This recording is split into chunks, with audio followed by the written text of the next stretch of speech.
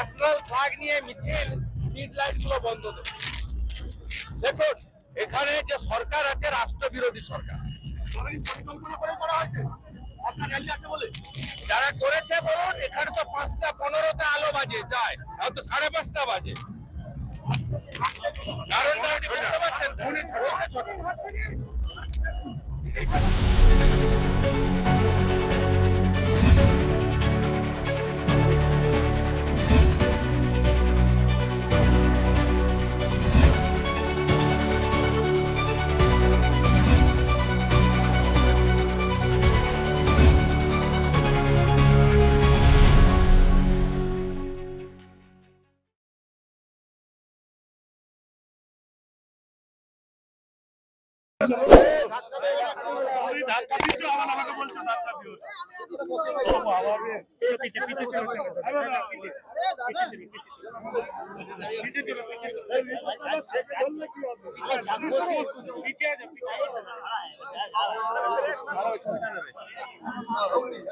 ল্যাপেলটা লাগিয়েছো? হ্যাঁ, শোনা গেল।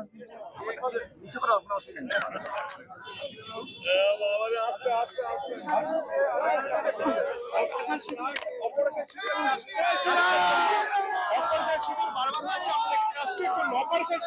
মুখ্যমন্ত্রী এটা নিয়েও প্রশ্ন করেন, বাংলার মুখ্যমন্ত্রী যেখানে রাষ্ট্রের এই জামাতিরা, ওরা জামাত বাংলাদেশের হাওয়া এখানে ঢুকাতে চায়, এসব হবে না। যা পিসি তুই চলে যা, বাংলাদেশে চলে যা।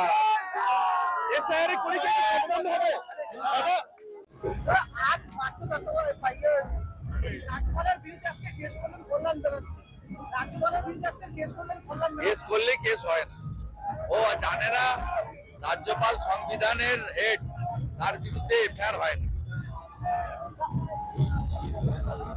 কল্যাণ ব্যানার্জি পেঁচে পড়েছেন, আমি ওকে মন্তব্য ছাড়া নাম্বার দিতে রাজি নই।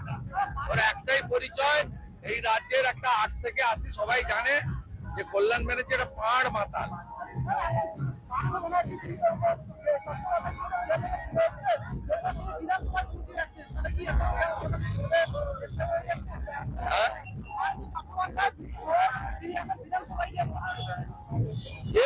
তাদের আর কমাস আছে, এরা চলে যাবে, হারিয়ে যাবে, জনগণই পরিষ্কার করে দেবে।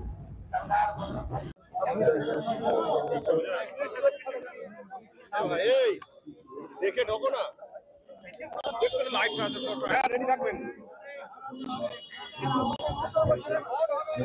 এবারে ভোট হবে,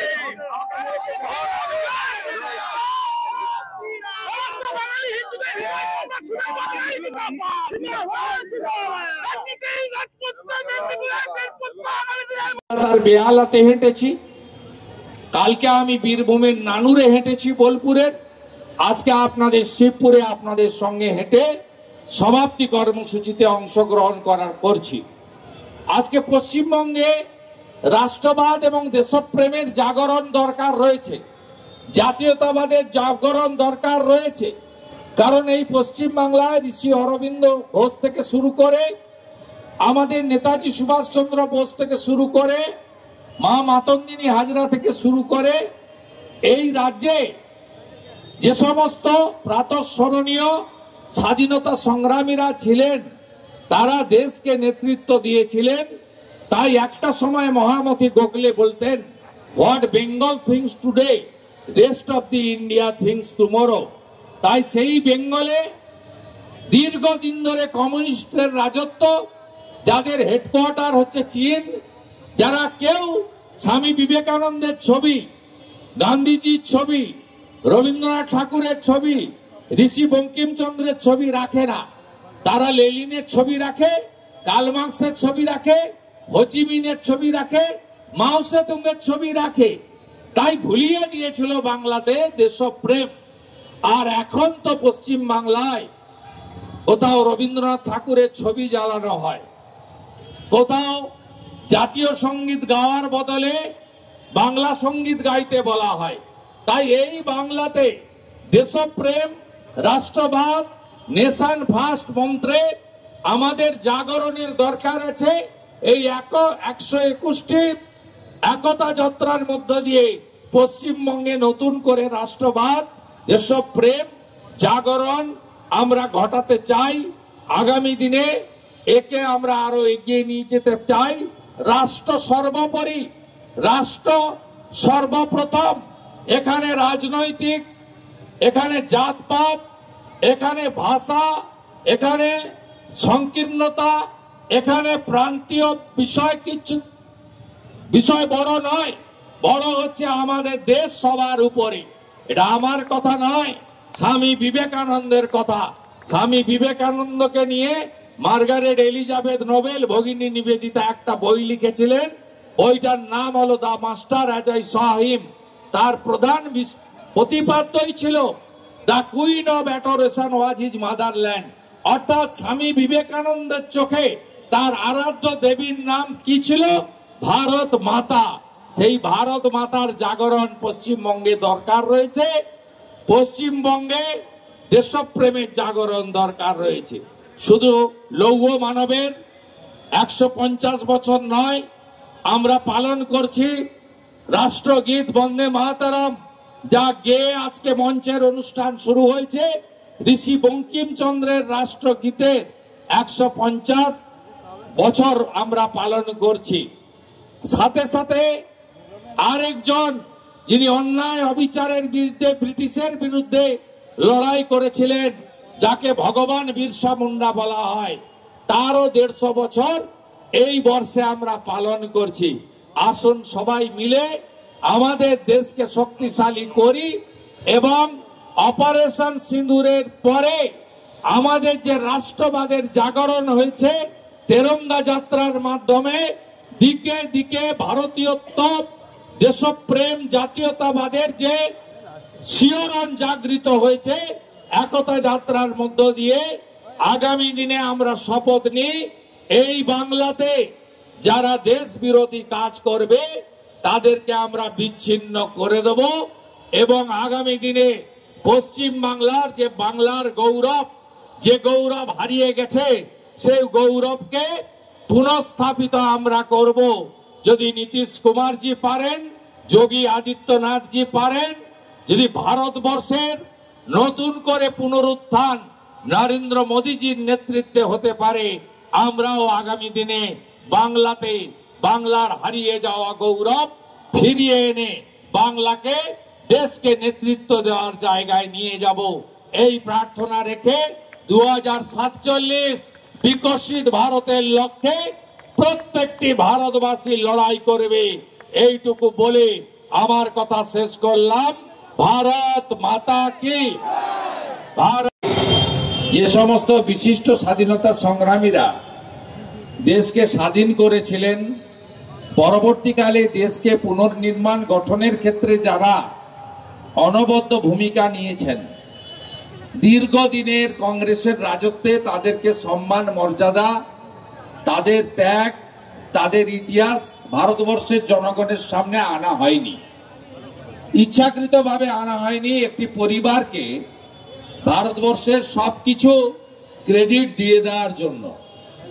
তাই আমাদের প্রধানমন্ত্রী নরেন্দ্র মোদীজি, তিনি প্রথমেই দায়িত্ব নেওয়ার পরে 14 সালের পরে নেতাজি সুভাষচন্দ্র বসুর অপ্রকাশিত ফাইলগুলি প্রকাশিত করেন।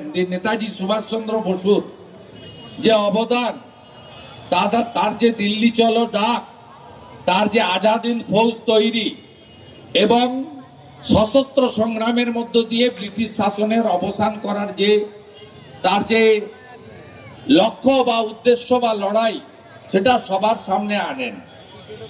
একটা সময় নেতাজি সুভাষচন্দ্র বসু বলেছিলেন দিল্লি চলো।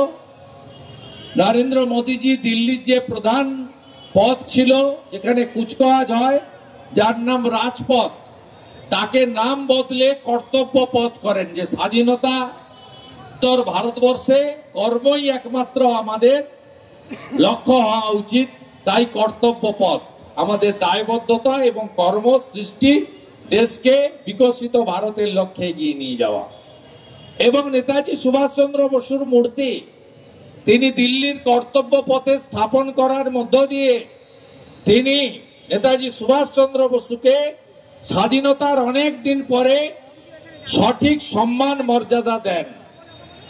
একইভাবে সর্দার বল্লভভাই প্যাটেল, যাকে লৌহ পুরুষ বলা হতো, স্বাধীনতা আন্দোলনে তার অবদান, স্বাধীনতার পরে দেশ গঠনে তার অবদান, সোমনাথ মন্দির রক্ষা করার ক্ষেত্রে তার ভূমিকা অবদান, আজকে লোহা দিয়ে ভারতবর্ষের মধ্যে সর্বোচ্চ মূর্তি নরেন্দ্র মোদীজির নেতৃত্বে গুজরাটে তার জন্মস্থানে তৈরি করে লৌহ মানবকে প্রকৃত সম্মান মর্যাদা দেওয়ার কাজ ভারত সরকার করেছে।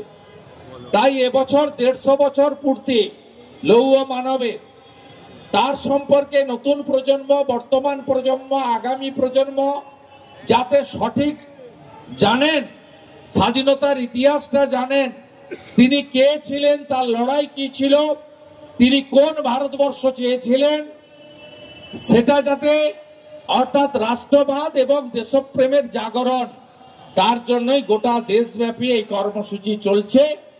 প্রথমে আমরা তার জন্মদিবসে রান ফর ইউনিটি করেছি।